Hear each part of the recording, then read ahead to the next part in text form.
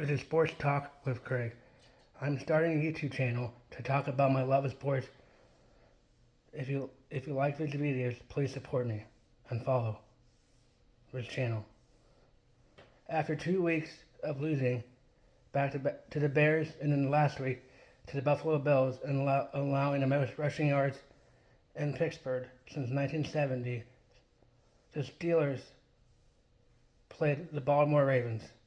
After a week of all the local media calling for Mike Tomlin, calling for the Steelers to maybe part ways with Mike Tomlin at the end of the season, the Steelers did not let that distract them and came out playing against the Baltimore Ravens. On our first offensive drive, it seemed like for weeks that the Steelers had trouble trying to throw the ball down the field for more than 20 yards.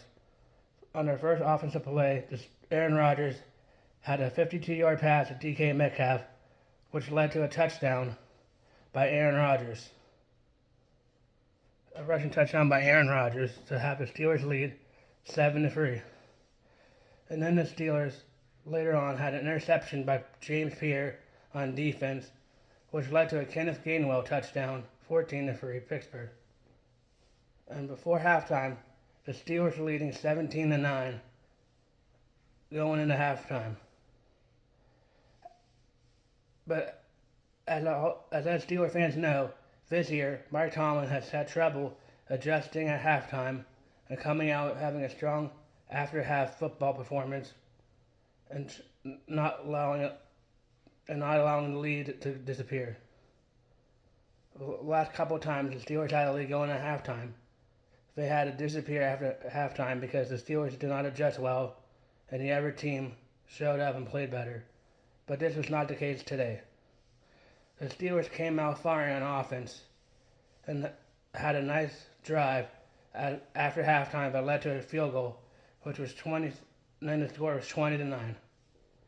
Then Baltimore started to come back, and they got another touchdown, making it 20-16. Then the Steelers had a nice drive and a nice 30-yard touchdown catch to Jalen Warren, who took it to the house, 27-16. But that was not all. Baltimore had a couple more field goals to tie 22 to make it 22-27. Near the end of the game, on all the media today, on all the sports media, you'll probably hear them talking about this one catch by Isaiah Likely, the Baltimore Ravens tight end. I first thought the refs called it a touchdown and said he had a touchdown, but after review, they found out that he did not complete his first step for a football play, so they called it incomplete, which helped the Steelers not give up a touchdown and have to try to see if Aaron Rodgers could go down the field and score a touchdown or get a field goal range for Chris Boswell to make a game-winning kick. Even though the Steelers stopped him on fourth down in the red zone area, they had trouble getting a first down and punted the ball right back to Baltimore. Luckily enough, Baltimore had a holding call, which allowed them to go back more on the field and not have it near midfield to start off the drive. And then Baltimore had another holding call, which pushed them even further back. But Baltimore kept coming closer and closer and getting first downs until Alex Highsmith sacked Lamar Jackson to seal the game for the Steelers in the AFC North division lead. As it stands today, the Steelers are in first place in the AFC North because that game was to decide who was in the North, since both teams coming into the game were 6 wins and 6 losses. There are some stuff that the Steelers still need to fix. They gave up a lot of rushing yards in the second half to Baltimore. That's something they need to fix going down the road, and see what can happen with the Steelers when they play Miami next week. But Mike Tomlin sure had his boys pumped and ready to play today against Baltimore, and showed that even through all the hate and all the talk, that the Steelers still have a chance to make the playoffs and still are right in the thick of things in the playoffs. The Steelers offense looked better this week, with Aaron Rodgers completing passes and DK Metcalf having one of his best games this year after getting traded this offseason from Seattle and getting one of the highest paid contracts on the Steelers' offense in recent memory. He had more than 100 receiving yards, which was good. Even though he didn't have any touchdowns, he made a major impact to the outcome of the Steelers game and showed why we paid him all that money in this offseason. Even though Pat Freiermuth has been quiet, he had a couple catches last night during the game that helped the Steelers. Newly acquired receiver Adam Thielen had one catch for the Steelers. Kenneth Gainwell has been quiet and impact this year from signing from the Philadelphia Eagles this offseason. After the Eagles won a Super Bowl, he decided to come to the Steelers on a free agent offer, and he has been nothing but important to the Steelers during the season, with another touchdown this week. Mike Tomlin and the Steelers are 7-6 now, and they play the Miami Dolphins next week on my birthday on Monday Night Football in Pittsburgh. And they need to show up better than the last time they played in Pittsburgh by allowing the the Buffalo Bills having the most rushing yards against them. But like they all say, the NFL is a week-to-week game, and you can't judge the last week's performance until you watch this week's. Now all the media is quieting down about the fire Tomlin chants. Even in the crowd last week when Buffalo was beating us, there was some chants about the Steelers saying firing Tomlin. I might have been on that boat a little bit, but now I'm off of it because I'm week to week hoping the Steelers can continue to hold the lead on the division and not surrender it and not give it up after next week's game against the Dolphins. Even though the Steelers had trouble on defense stopping them, they stopped them in the most important part of the game on fourth down and made the Steelers win the game. I think Isaiah Likely, who had a touchdown, he didn't have the first step down. That's the rule of the game. I know some people might be upset by that, and some other fans, like the Steelers fans, are happy because they didn't get a touchdown.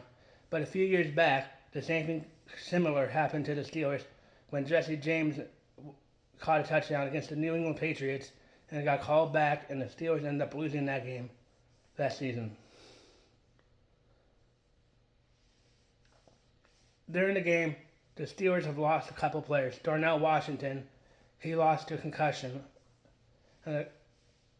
Pete, who was in for or injured Broderick Jones, who's on season-ending IR, got hurt too. And a couple other players on defense got some bangs and bruises. But hopefully they can be ready enough by next Monday night to play the Miami Dolphins in Pittsburgh. Because we need the big Darnell Washington, or like I like to call him, Mount Washington, to show up for the Pittsburgh Steelers and help the offense to get more receivers open because of his big body and big frame, where he can block people better and help the offensive line. The Steelers had a little bit of a run game last night, but need to get more of it going because they can't trust on 42-year-old Aaron Rodgers every week. But last week he looked like the future ballot Hall of Fame. But last night he looked like the future ballot Hall of Fame quarterback that he is. He showed up for the Steelers and had good passes, and even at 42, he can still run in for a touchdown. He had good play calls from the offense, finally throwing the ball down the field, which all the Steelers fans have been complaining about for the last few weeks. We have all these receivers, but we never throw the ball down the field. We always do little slant routes that never go anywhere, and we always have to punt sometimes after that. But that was the main part of the game when the Steelers came out on the first drive of the game and threw a 52-yard pass. I think that turned around the whole game, and the Steelers looked like they were ready to compete and play. But it's one game. The Steelers did not need to get into the feelings. They need to start to focus on Miami so they don't surrender this lead against Baltimore. If they still have to play Baltimore in Week 18, the last game of the season, who knows by that time if the Steelers should be in the playoffs or if that game will also be deciding on who wins the AFC North.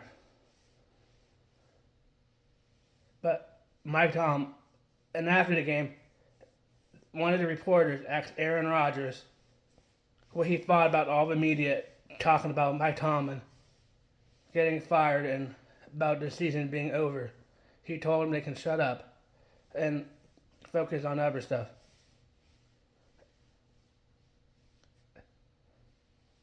James Pierre had an interception